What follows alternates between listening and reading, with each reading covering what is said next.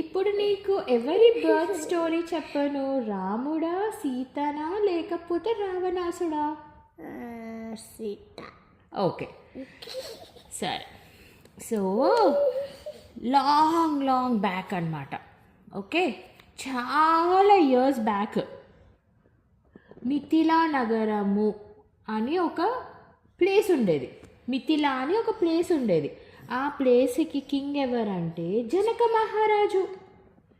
So Janaka మహారాజు ఒక great king అన్నమాట. ఎవరు హెల్ప్ అడిగినా చేస్తాడంట, సేమ్ లైక్ దశరథ మహారాజు. బట్ సీత నాన్న వెంకటేశ్వర స్వామినా? కాదు, జనక మహారాజు. ఓకే విను, నేను చెప్తా విను స్టోరీ. ఓకే, సో ఏమైందంట అంటే మిథిలా నగరము కంట చాలా రోజుల నుండి వర్షాలు పడకుండా లైక్ ఏంటి పొలము అంతా డ్రై అయిపోయి ఇప్పుడు ఇవి ఉంటాయి కదా, అగ్రికల్చర్ ల్యాండ్స్ ఉంటాయి కదా, అవన్నీ డ్రై అయిపోయినాయి అంట అసలు రెయిన్ పడకపోయేసరికి. అయితే ఊళ్ళో ఉన్న జనాలు అందరూ ఫుల్ సాడ్ ఫీల్ అవుతున్నారంట. అయ్యో మనకి అసలు రెయిన్ వస్తలేదు, వాటర్ లేవు, మనకి పంటలు వండుతలేవు, ఇట్లా పంటలు పండకపోతే ఎట్లా, మనకి ఫుడ్ ఉండదు కదా, మనం ఎట్లా సర్వైవ్ అవుతామని చెప్పి ఫుల్ సాడ్గా ఉన్నారంట. అయితే ఇంక అందరు కలిసి జనక మహారాజు దగ్గరికి వచ్చిందంట. వచ్చి జనక మహారాజు ప్యాలెస్కి వచ్చి, జనక మహారాజు మీరే మమ్మల్ని మాకు హెల్ప్ చేయాలి, అసలు మన రాజ్యంలో తీవ్రమైన కరువు వచ్చింది. అంటే కరువు అంటే లైక్ స్కేర్సిటీ వచ్చింది. సో మనకి ఎలా ఇప్పుడు ఏం చేస్తే మనకి మొత్తం సెట్ అవుతుంది అని చెప్పేసి వాళ్ళు అడిగిళ్ళంట. వచ్చి ఆయనని ప్రే చేస్తున్నారంట, లైక్ వచ్చి అడుగుతున్నారంట ఊరి జనాలు అందరు వచ్చి. అప్పుడు జనక మహారాజుకి అర్థం కాలేదంట, అరే ఎట్లా నేను ఎలా హెల్ప్ చేయగలుగుతాను అని చెప్పేసి ఆలోచిస్తుంటే జనక మహారాజుకి ఒక ఐడియా వచ్చిందంట. ఓకే మనం ఒక యజ్ఞం చేద్దాము, మహాయజ్ఞం చేద్దాము. ఆ యజ్ఞంలో నేను నా వైఫ్ సునైన ఇద్దరం కూర్చుంటాము. ఆ యజ్ఞంతో మనకి ఏమన్నా లైక్ వర్షాలు లేకపోతే ఇంకేమన్నా వస్తుందేమో, దేవుడు మనకి ఇస్తాడేమో అని చెప్పేసి అనుకున్నారంట. అనుకొని ఒకరోజు డిసైడ్ అయ్యారంట, ఓకే ఈ డే మనం చేద్దాము సో అండ్ సో ప్లేస్లో అని చెప్పేసి అనుకున్నారంట. అనుకొని అక్కడికి వెళ్ళిళ్ళంట అందరూ, ఊరంతా వెళ్ళి అక్కడ కూర్చున్నారంటే యజ్ఞం స్టార్ట్ అయిందంట. జనక మహారాజును ఆయన వైఫ్ సునైన. అయితే యజ్ఞం స్టార్ట్ అవ్వగానే as a part of that యజ్ఞం ఏం చేయాలంట అంటే భూమి అంటే ఎర్త్ అగ్రికల్చర్ ల్యాండ్ ఉంటుంది కదా, అగ్రికల్చర్ ల్యాండ్ని కింగే తవ్వాలంట. అంటే ఇప్పుడు మనకు ఉంటాయి కదా ప్లవింగ్వి, ఇట్లా బుల్లక్ కార్ట్కి గట్టి ఇట్లా మొత్తం ప్లవ్ చేస్తారు చూసినావా ల్యాండ్ మీద. సో అట్లాంటిది యూజ్ చేసి టూల్స్ యూజ్ చేసి అవి యూజ్ చేసి ప్లవ్ చేయాలంట. అవునా, ప్లవ్ చేయాలంట. సో ఓకే అని చెప్పేసి ఇంకా జనక మహారాజు వచ్చిండంట. వచ్చి ప్లవ్ చేస్తున్నాడంట, భూమిని దున్నుతున్నాడంట. దున్నుతుంటే ఒక్కసారి సడన్గా కౌస్ స్టాప్ అయినాయి అంట. ఒక ప్లేస్కి రాగానే స్టాప్ అయ్యి జనక మహారాజ్ ఎంత ఫార్వర్డ్ ప్లవ్ చేద్దామన్నా ఆ ప్లవింగ్ది అక్కడ స్టక్ అయిపోయిందంట. దున్నేది ఉంటుంది కదా, అది భూమిలో ఇరకపోయిందంట, వస్తలేదంట. అరే ఏమైంది ఇక్కడ, ఎందుకు పోతలేదు ముందుకి అని చెప్పేసి అనుకొని వాళ్ళు ఏం చేసిళ్ళు, ఊర్లో జనాలు ఉంటారు కదా, వాళ్ళు వచ్చి జనక మహారాజుది ఎక్కడైతే స్టక్ అయిందో ఆ దున్నేది దాని దగ్గరకు వచ్చి తవ్విళ్ళంట, భూమిని తవ్విళ్ళంట. తవ్వేసరికి అక్కడ ఒక గోల్డెన్ బాక్స్ ఉందంట. భూమి లోపల గోల్డెన్ బాక్స్ ఉందంట. ఆ గోల్డెన్ బాక్స్ ఏంటి అని ఓపెన్ చేసిళ్ళంట. ఓపెన్ చేసేసరికి దాంట్లో ఒక బేబీ గర్ల్ ఉందంట. ఆ బేబీ గర్ల్ ఎవరు? Sita. Yeah, that is Sita. So ఆ బేబీ గర్ల్ని చూసి షాక్ అంట అందరూ, ఏంటి మన భూమిలో ఒక బేబీ గర్ల్ ఉందేంటి, అసలు ఎక్కడికి వెళ్ళి వచ్చింది ఈ పాపని చూస్తే స్వయంగా దేవతని చూసినట్టు అనిపిస్తుంది, ఇంత బాగుంది అని చెప్పేసి అనుకున్నారంట. అనుకొని అయితే ఏంటో తెలుసా నీకు, జనక మహారాజుకి వాళ్ళ వైఫ్ సునైనాకి చాలా డేస్ నుండి బేబీస్ లేరంట. అయితే వాళ్ళు బేబీస్ లేరని కూడా ఫీల్ అవుతున్నారంట. అట్లా లక్కీగా వాళ్ళకి భూమిలో సీత దొరికింది కదా, భూమిలో ఒక బేబీ దొరికింది. ఆ బేబీకి ఏం పేరు పెట్టిళ్ళు? సీత. ఆ సీత అని ఒక పేరు ఫస్ట్ దొరికింది కదా, దొరకగానే భూమిలో దొరికింది కాబట్టి భూమిక అని పేరు పెట్టిళ్ళంట ఫస్ట్. ఆ తర్వాత జనక మహారాజు కూతురు కదా, సో జానకి అని పేరు పెట్టిళ్ళంట. ఇంకా సీతని ఇట్లా ఎత్తుకోగానే మొత్తం థండర్స్ వచ్చి రెయిన్ పడ్డదంట. విని ఫుల్ రెయిన్ పడ్డదంట.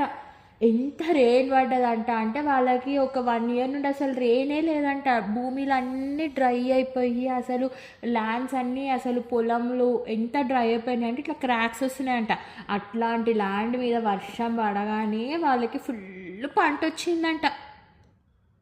ఇంకా అందరు ఫుల్ హ్యాపీ అంట. హ్యాపీ అయ్యి అందరు ఇంకా సీత వల్లనే ఇదంతా జరిగింది అని చెప్పి అందరు సీతని ఒక మంచిగా చూసుకునేటోళ్ళంట ఊరోళ్ళందరూ. సీత పెద్దగా అయినప్పుడు సీతని వాళ్ళు సీతకి పువ్వులు ఇవ్వడము, వాళ్ళకి ఏమైనా ప్రాబ్లమ్స్ వస్తే చెప్పడము అట్లా చేసేటోళ్ళంట. సో ఊరోళ్ళందరికీ సీత ఇష్టం. ఇంకా జనక మహారాజు హ్యాపీగా సీతని ఆయన డాటర్ లాగా యాక్సెప్ట్ చేసి సీతని ప్రిన్సెస్ చేసిండంట. ప్రిన్సెస్ చేసి ఇంకా సీత పెరుగుతున్న కొద్దీ చాలా బ్యూటిఫుల్ అవుతుందంట. బ్యూటిఫుల్లే కాదు, చాలా ఏంటంటే ఏమంటారు, అందరికీ హెల్ప్ చేయడము, ఎవరికి ఏం ప్రాబ్లం వచ్చినా వాళ్ళ నాన్నకి చెప్పి సాల్వ్ చేయడం, ఆమె సాల్వ్ చేయలేకపోతే ఇంకా ఎట్లా అంటే ఆమె ఏదైనా పని చేసిందనుకో అది ఎప్పుడు సక్సెస్ అంట. ఇప్పుడు ఏదైనా ఎక్కడికైనా పోయి ఒక చెట్టు నాటింది అనుకో అది మస్తు గ్రో అవుతుందంట, చాలా మంచిగా గ్రో అవుతుందంట. ఇంకా ఏదైనా పని చేసేటప్పుడు వాళ్ళకి ఏమైనా సజెషన్స్ ఇచ్చింది అనుకో అది కూడా సక్సెస్ అవుతుందంట. సో సీత ఏది ముట్టుకున్నా లక్కీ అయిపోతుందంట. ఇంకా అట్లా జనక మహారాజు అండ్ వాళ్ళ వైఫ్ ఫుల్ హ్యాపీ అంట. మన లైఫ్లోకి సీత వచ్చింది, మనకు అంత మంచి జరుగుతుంది అని చెప్పేసి. అట్లా కొన్ని ఇయర్స్ తర్వాత సీతకి ఒక బేబీ సిస్టర్ పుట్టింది.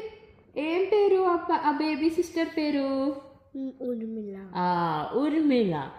తర్వాత కొన్ని రోజులకి ఊర్మిళ కూడా సేమ్ సీత లాగానే అందరితోటి జెంటిల్ ఉంటుందంట, వైస్గా ఉంటుందంట.